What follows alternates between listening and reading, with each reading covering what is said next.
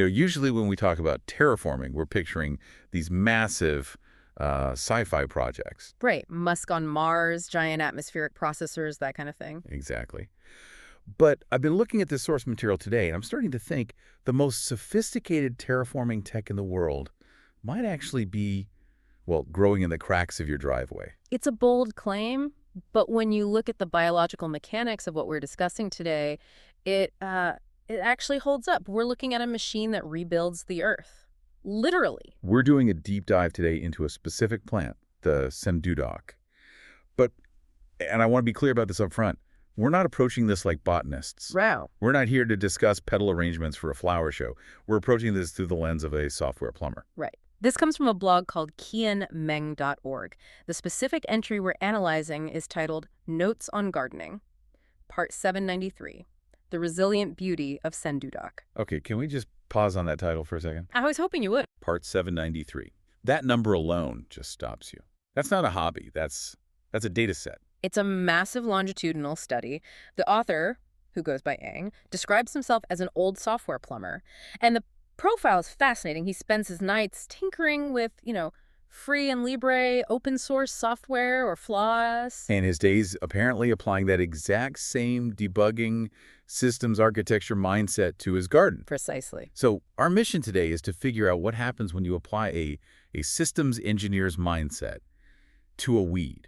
Because this post isn't just, look at this pretty flower. No, it's an analysis of a biological machine. It's like he's doing a code review on nature. A code review on nature. I love that. So we're going to break down the hardware, the plant itself, and then look at the software, which is the ecological role it plays in the whole system. All right, let's start with the discovery phase, or maybe the user error phase. The post is dated January 31st, 2026. Ang writes that he was surprised to learn the Sendudok is a native species. He says, I don't recall ever stumbling upon one in our neighborhood. Which is objectively fascinating because Melastoma malabathricum, The Sendudok, is ubiquitous in the region. It's everywhere. It's like saying you've never noticed a Toyota Corolla. So how does a guy who writes 793 notes on gardening miss a plant that's growing right under his nose? Is he just not looking? No, he is looking, but he's filtering. In cognitive psychology, we call this plant blindness, but it's really just efficient data processing. Your brain is a supercomputer with limited energy. So it filters out static background data. Exactly. Green noise. It saves processing power for movement, threats, or faces. So until you tag the data, until you give it a variable name, it's just invisible code. Precisely. It's like looking at a raw server log. It's just a wall of text until you know the specific error code you're searching for. Once you have that code, the name Sendudok, the filter just drops. Ang is essentially updating his internal driver to recognize a new peripheral. And once he updates that driver, the resolution of what he sees is incredibly high. He stops seeing green bush and starts seeing specifications. Let's look at those specs. He doesn't just say it's a purple flower. He breaks it down. He mentions the striking petals, sure, but he focuses on the center. The cluster of curved yellow stamens. Right. And that color contrast, purple petals, yellow stamens, that's not random UI design. It's an evolutionary interface designed to guide pollinators. It's basically a landing strip. But notice that Ang moves past the flower really quickly. He's not easily distracted by the front end. No, he gets interested in the chassis, the leaves. This was the part that felt most like an engineer talking.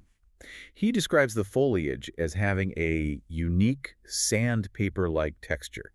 He points out prominent longitudinal veins. And that observation, the longitudinal veins, that's the key identifier for the whole Melastomataceae family. And it's a detail only a structural thinker would really dwell on. Why does that matter? Why care which way the veins go? Well, think about a standard leaf. Most leaves use a net-like pattern, like a river delta branching out. It's efficient, but it can be fragile. This family runs its veins parallel from the base of the leaf all the way to the tip. It's a truss system. Essentially, yes. It makes the leaf incredibly rigid and durable. It holds its shape under stress. And the sandpaper texture, he notes? That comes from these tiny stiff hairs on the surface. And again, this isn't for show. It's a defense mechanism against bugs. They don't like chewing on sandpaper. And it disrupts airflow to reduce water loss. So Ang is looking at this and recognizing it's built for stress.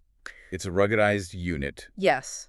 It's military-grade hardware compared to the consumer-grade stuff you usually find in a garden. He actually compares it to the vinca flower, which he's written about a lot in other notes, like addressing leggy vinca. But he recognizes that while the vinca might be elegant, the Sendudok is just. It's operating on a whole different level of hardware reliability. Which leads us to the core function of the plant, the Yeah. why. Ang identifies it as a hardy pioneer species. And when I hear pioneer, I think of, covered wagons. Oregon Trail. Right. What's a pioneer in botany? The concept is surprisingly similar. A pioneer species is the biological first responder. Imagine a system crash in nature. Yeah. A landslide, a forest fire, or, in a suburban context, a bulldozer clearing a lot for a new condo. exactly, the system has been wiped. Format C drive, the soil is compromised, it's stripped of topsoil, it's acidic, low in nitrogen, and getting blasted by UV radiation because there's no shade. It's a hostile environment. So if you try to plant a delicate ornamental there, like a rose bush, what happened? It crashes immediately. It's like trying to run high-end video editing software on a computer with no RAM and a corrupted hard drive. The hardware environment can't support the application. You need a bootloader. You need a bootloader. Yeah. You need a simple, robust, low-level program to initialize the system so the complex stuff can run later. That's the Sendudok. Ang writes that it's often among the first to colonize cleared land, thriving in poor acidic soil. And thriving is the key word there. It doesn't just survive, it exploits that open niche. The Sendudok has adapted to tolerate conditions that kill other plants, like aluminum toxicity, which is really common in acidic soils. So it runs on dirty power. It runs on dirty power, and here's the crucial part. It cleans the grid. Ang notes that it eventually improves the ground's soil profile. How does it do that? Is it actively filtering the dirt? It's a mix of structural and chemical engineering. First, those rigid sandpaper leaves we talked about, they cast this dense shade that cools the ground temperature. Thermal management. Correct. Lower the temperature, you stop water from evaporating so fast, you rehydrate the soil.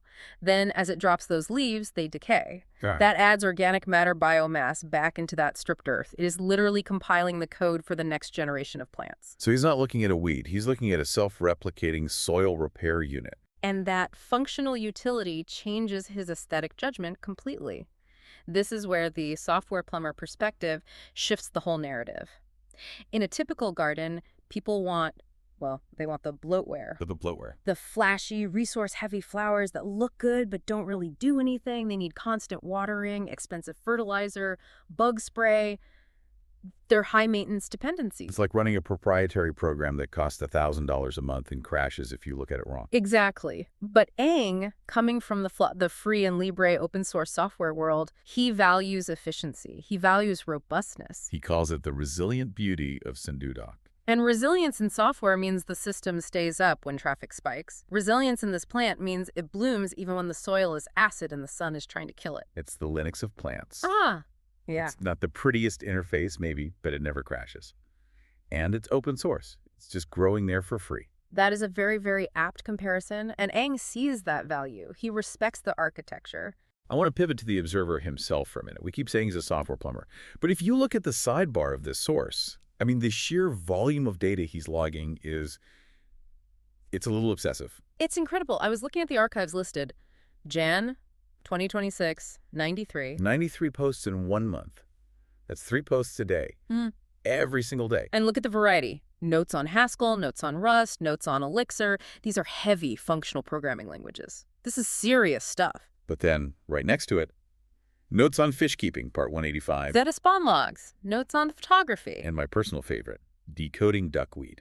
Decoding duckweed. It sounds like a spy novel, doesn't it? But it implies something very specific about his worldview. To him, duckweed isn't just floating green stuff, it's a cipher. It's a system with rules you can decode if you just pay enough attention. So what does this tell us about his methodology? Most people garden to relax, to get away from the screen. Right, to stop thinking. But Ang seems to be turning the garden into a screen. He is treating the garden as a complex system to be administered. He isn't gardening in the leisure sense. He's logging. He's debugging. When he writes a post titled Addressing Leggy Vinca, that's a bug report. Issue #402. Vinca stems exceeding vertical parameters. Structural integrity at risk. Exactly. Hypothesis. Insufficient light source. Patch applied. Pruning and relocation. Result. Pending further observation. It just changes the definition of knowledge, doesn't it? Yeah. We tend to think being smart means memorizing facts from a textbook. But Ang is generating his own data set. He's engaging in active observation. If you write down a detailed observation every single day for 793 days, you start to see patterns that are invisible to the casual user. You see the Sendudok not as a static object, but as a dynamic actor in the system. It explains why he finally found it. If you scan your environment 93 times a month, you're going to spot the anomaly. And you're going to be curious about it. He connects it to his existing database immediately. He compares it to the vinca. He references the philodendrons. He has this mental map of the local ecosystem. So he does the analysis. He sees the sandpaper texture. He understands the pioneer function. What's the verdict? Because usually when you find a weed in your manicured garden, the verdict is Roundup. Yeah. But Aang goes the complete opposite direction. He asks, perhaps it's time we considered getting one for ourselves. He wants to install the weed. He wants to install weed. He wants to install the pioneer. Think about it from his perspective. If you are a systems architect and you find a module that is self-repairing, low maintenance, and improves the performance of the whole system, why wouldn't you install it? Even if it's a bit rough around the edges. Especially because it's rough around the edges. That roughness is the proof of its utility. The shiny plants are fragile. The Sendudok is infrastructure. It's a shift from form to function. Or maybe realizing that function is a type of beauty. Yes. There is an elegance in efficiency. There is beauty in a script that executes perfectly every time without throwing errors. The Sendudok is that script. It challenges the way we curate our spaces. We spend so much time trying to force things to grow where they don't want to. We're constantly fighting the environment. We are. We buy non-native plants. We truck in foreign soil. We fight the pH balance. We're fighting the system instead of configuring it. And Aang is saying, look at what the system is producing natively. It's producing this purple, gritty, soil-fixing machine. Maybe work with that. It's the philosophy of working with the grain of the wood. Or coding within the framework rather than fighting it. The native species has already passed all the unit tests for your specific zip code. It knows the rainfall patterns. It knows the soil acidity. It's already patched for the environment. Why try to write a new kernel from scratch when you have a stable release running right there in the vacant lot? Notes on Gardening Part 793 isn't just a diary. It's a manual for seeing the world as a programmable space. And it suggests that the software plumber label isn't just about computers, it's about a mindset of fixing, connecting, and optimizing flows. Whether that flow is data through a server or nutrients through a root system. So if we pull back to the big picture here, we have a listener. Maybe they hate gardening, maybe they live in an apartment on the 40th floor. Why should they care about Aang and his purple weed? I think the lesson is about the hidden mechanics we mentioned at the start. We walk through the world seeing surfaces. We see green bush, concrete wall, blue sky. We look at the user interface. Right, the UI. But the real action, the things that keep the world alive, is happening in the back end. The Sendudok teaches us that the ugly or common parts of our world are often doing the critical work of keeping the platform stable. The pioneer species work. Exactly. And secondly, it's a lesson in attention.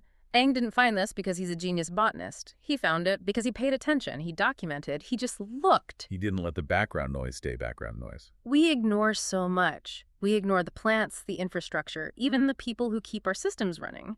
Taking a moment to view source, to stop and analyze the texture of the leaf, reveals a whole new layer of reality. It makes me think about the pioneer species in our own lives. How do you mean? Well, we all have those people in our companies or our families.